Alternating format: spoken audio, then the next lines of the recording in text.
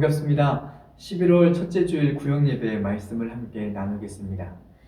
에스라 강단 이번 주 말씀은 마태복음 15장 1절에서 3절 말씀을 제가 봉독하겠습니다. 그때 바리새인과 서기관들이 예루살렘으로부터 예수께 나와 이르되 당신의 제자들이 어찌하여 장로들의 전통을 범하나이까?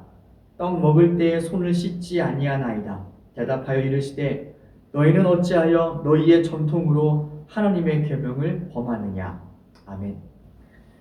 오늘 주제는 좋은 밭이 되라 라는 말씀입니다.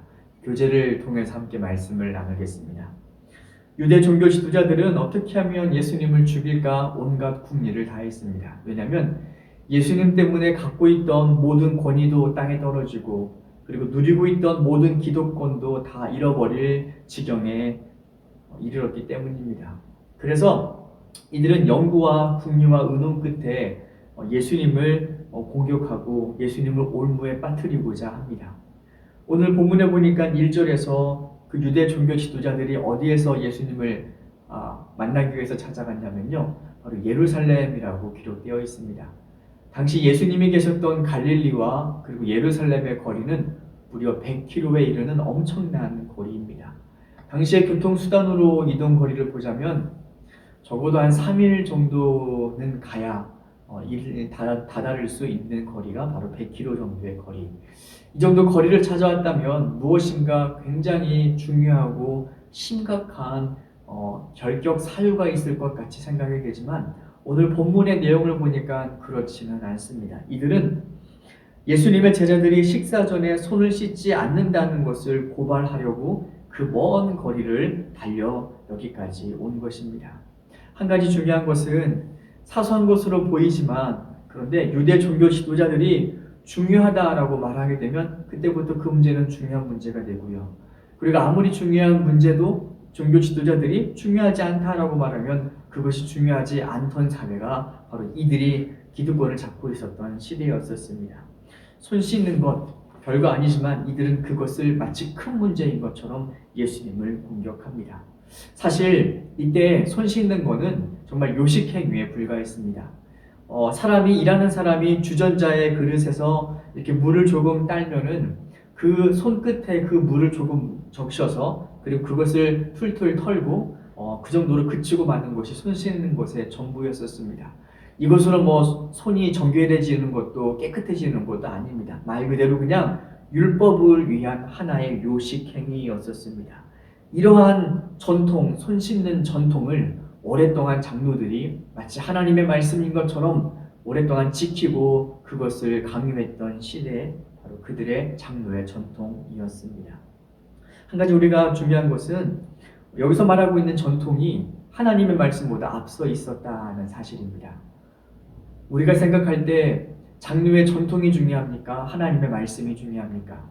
당연히 하나님의 말씀이 중요하죠. 그런데 어느 날 장로들은 자신들의 권위와 자신들의 명예를 위해서 하나님의 말씀보다 더욱더 자기들이 만든 전통에 집착하고 그것을 중요하게 여기며 판단했던 그 모습을 우리가 볼 수 있습니다. 하나님의 말씀보다 자기의 경험이 앞서고 하나님의 말씀보다 내 생각과 고집이 앞서게 될 때 그 사람에게는 그것이 옳은 길인 것처럼 보이지만 끝내는 멸망의 길, 끝내는 정말 초라한 길로 빠질 수밖에 없습니다. 바로 장로들, 종교 지도자들은 바로 그것을 잘 알지 못했습니다. 그래서 하나님의 말씀보다 자기들이 만들어낸 이 장로의 전통이 더욱더 중요하다 생각했던 그 시대에 예수님은 그렇지 않다라고 우리에게 교훈을 가르쳐 주십니다. 또 하나 이것이 잘못된 중요한 이유가 하나 있습니다. 그것은 무엇이냐면요, 이 규정은 지킬 수 있는 사람들이 극히 제한적이라는 사실입니다. 손을 씻을 수 있는 깨끗한 물을 가질 수 있었다라는 것은 그 당시의 상황으로는 어렵습니다. 정말 우리가 그때 당시에 물이 얼마나 귀한지 알고 있죠. 손 씻는다는 것은 상당한 재력이 있는 사람들이나 가능했고 일반 사람들에게는 그런 것을 생각할 여유나 그렇게 마실 물도 부족한 사회였기 때문에 그런 여유가 없었습니다. 그래서 한마디로 이 장로의 전통, 손을 씻는 것은 그들만의 리그, 자기들만 지킬 수 있는 그러한 전통의 법이었습니다. 이것을 고집하고 주장하는 이유는 우리는 이런 것도 한다. 우리는 이 정도로 하나님의 말씀을 지킨다. 이 정도로 깨끗한 사람이다. 라는 것을 주장하고 반면에 지키지 못하는 사람들에게는 죄책감과 무거운 죄의 짐에 시달리게 하려고 하는 목적이 그들에게 있었습니다. 그때 당시의 시대가 그랬습니다. 율법을 자기들이 지킬 수 있는 것들은 유리하게 만들고 그리고 지키지 못하는 백성들에게는 더욱더 무거운 죄책감을 주고 자기들은 점점 하나님 말씀을 뭐든지 다 지킨다는 교만함에 빠졌었고 백성들은 지키지 못한다는 그 죄책감 속에 무거운 죄의 짐에 짓눌려 살게 했던 종교적인 지도자들의 타락시대가 바로 예수님의 시대였었습니다. 사실 또 하나 더 중요한 잘못이 있었는데요. 그것은 아까 우리가 앞서 잠깐 말씀드렸지만 이것은 장로들의 전통입니다. 모세의 율법도 아니고요. 하나님의 율법도 아닙니다. 자기들이 만든 그냥 전통입니다. 그런데 마치 자기들이 만든 전통을 지키지 않았음에도 불구하고 그것을 하나님의 말씀에 불순종한 것처럼 이들에게 정죄하고 이들에게 대했다라는 것. 그래서 이들은 그 손 씻는 것 하나 지키지 못했던 사소한 것 장로의 전통의 율법 때문에 괴로워하고 신음하였었습니다. 이들에게 무거운 죄의 짐을 짊어진 것이지요. 그러한 시대를 향해서 예수님은 이렇게 11절에서 말씀을 하십니다. 입으로 들어가는 것이 사람을 더럽게 하는 것이 아니라 입에 나오는 그것이 사람을 더럽게 하는 것이라. 네. 입으로 들어가는 것은 우리가 깨끗한 음식을 먹든 조금 덜 깨끗한 음식을 먹든 맛있는 거든 좋은 것이든 결국에는 우리 뒤로 나올 때는 다 똑같은 모양으로 나오게 됩니다. 그것이 사람을 더럽게 하는 게 아니라 오늘 예수님이 말씀하십니다. 사람의 입에서 나오는 그것이 사람을 깨끗하게도 하고 사람을 더럽게도 만든다. 바로 마음밭이 중요하다라는 사실입니다. 우리의 말이 중요한 이유가 여기에 있죠. 우리의 말은 그냥 나오는 것이 아니라 그 사람의 마음밭에 따라서 말이 나옵니다. 내가 악한 말을 한 것은 내 마음밭이 악하기 때문이고 내가 자꾸 남을 정죄하고 판단하고 남에게 화를 내고 분노하고 남을 깎아내리는 이런 비아냥거리는 말을 하는 것은 내 마음의 밭이 더러워 있었기 때문에 내가 그렇게 말을 하는 것입니다. 반대로 사람을 살리는 말, 사람을 칭찬하는 말, 그리고 실망하고 낙심한 사람에게 하나님의 복음을 전하여서 그 사람의 생명을 위로하는 말은 또 그냥 나오는 것이 아니라 내 마음의 밭이 하나님의 그러한 마음의 밭으로 적셔져 있기 때문에 가능한 말입니다. 그래서 사람은 그 말은 그 사람의 마음밭에 따라 결정이 됩니다. 살리기도 하고 죽이기도 하고 더럽기도 하고 깨끗하기도 하고 예수님께서는 오늘 그것을 말씀하고 계십니다. 입으로 들어가는 모든 것은 배로 들어가 뒤로 내버려지는 줄 알지 못하느냐. 그리고 이렇게 말씀하시죠. 예수님께서 하십니다. 심는 것마다 내 하늘 아버지께서 심지 않는 것은 뽑힐 것이니.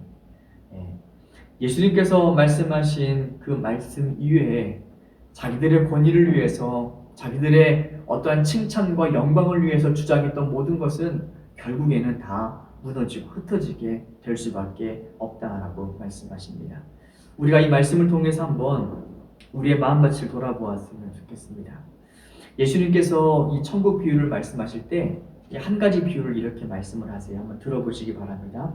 예수께서 그들 앞에 또 비유를 들어 이르시되 천국은 좋은 씨를 제밭에 뿌리는 사람과 같으니 사람들이 잘 때 그 원수가 와서 곡식 가운데 가라지를 덧뿌리고 갔더니 싹이 나고 결실할 때에 가라지도 보이거늘 집 주인의 종들이 와서 말하되 주여 밭에 좋은 씨를 뿌리지 아니하였나이까 그런데 가라지가 어디서 생겼나이까 주인이 이르되 원수가 이렇게 하였구나. 종들이 말하되 그러면 우리가 가서 이것을 뽑기를 원하시나이까 주인이 이르되 가만두라. 가만두라라고 말씀하십니다. 이 말씀이 왜 무서운 말씀이냐면요. 우리가 하나님을 어떻게 믿는지 우리가 똑같이 예배하고 똑같이 기도하는 모습으로 우리는 그 사람이 진짜인지 가짜인지 알곡인지 가라지인지 구분할 수 없습니다. 아주 희미하게 보이기는 하지요. 그 사람의 신앙의 열매, 말의 열매를 통해서 우리는 어렴풋이 구분할 수 있습니다. 그런데 오늘 예수님이 가만히 두라라고 말씀하십니다. 가라지 같은 신앙인도 가만두라라고 하십니다. 우리 주변에 그런 사람이 있죠. 하나님을 믿는다고 하면서도 자꾸 시비 걸고 자꾸 못된 말을 하고 이 마음의 밭이 깨끗하지 못하여서 사람에게 상처 주고 정죄하고 사람을 낙심하게 하는 그러한 삶을 살아가는데 그 사람의 삶에는 아무런 문제가 없을 때도 종종 보입니다. 왜 저 사람은 저렇게 못되게 신앙생활을 하는데도 인생에 큰 문제가 없는 것처럼 보이지? 예수님이 말씀하십니다. 가만두어라. 나중에 하나님께서 심판하시는 그날 정확하게 핀셋으로 하나하나 집어내어서 판결하는 그날이 있으니까 지금은 가만두라라고 말씀하십니다. 두 가지 의미가 있죠. 한 가지 의미는 빨리 돌이켜 회개해야 된다라는 말씀입니다. 우리의 마음밭의 열매가 좋지 못했다면, 우리의 삶이 그랬다면 하나님께서 빨리 돌이켜서 회개할 수 있는 기회를 주시는 것이고요. 두 번째 말씀은 이것을 통해서 우리를 위로하고 계시는 것이죠. 하나님께서 심판하신다. 그래서 우리는 말을 조심해야 됩니다. 말은 그냥 나오는 것이 아니라 우리의 마음밭에서 비롯된 것이기 때문에 굉장히 조심해야 됩니다. 사람의 인생이 이 야고보서에 보면은 혀의 권능에 따라서 사람의 인생이 다 불살라지기도 하고 때로는 사람의 인생을 움직이는 키와도 같다라고 합니다. 우리의 말에 따라서 생명이 결정된다라고 하시죠. 그래서 우리는 마음밭을 잘 지켜야 됩니다.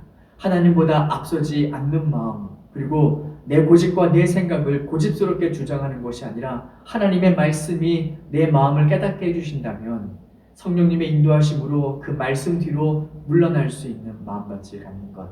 주의 말씀이 떨어졌을 때 더 이상 교만하게 회개하지 않고 버티는 것이 아니라 그 말씀이 귀에 들리면 우리의 중심으로 회개하고 돌이킬 수 있는 마음밭. 그 마음밭에서 선한 말이 나오고 선한 생각이 나오고 사람을 살리는 복음도 나옵니다.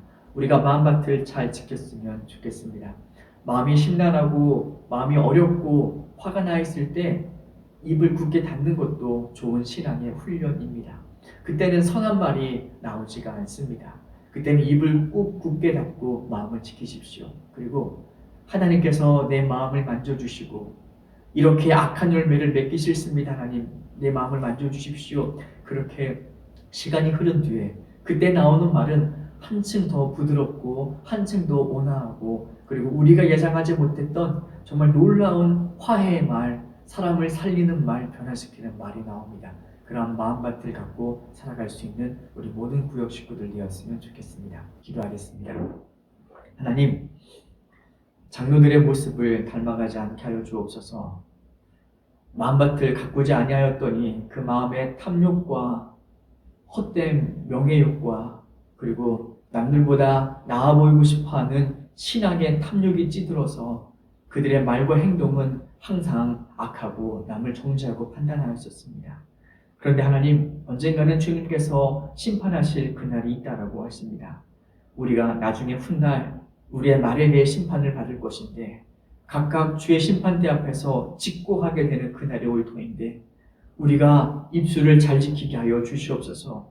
뿐만 아니라 그 입술에 근원인 마음의 밭을 잘 지키게 하여 주옵소서.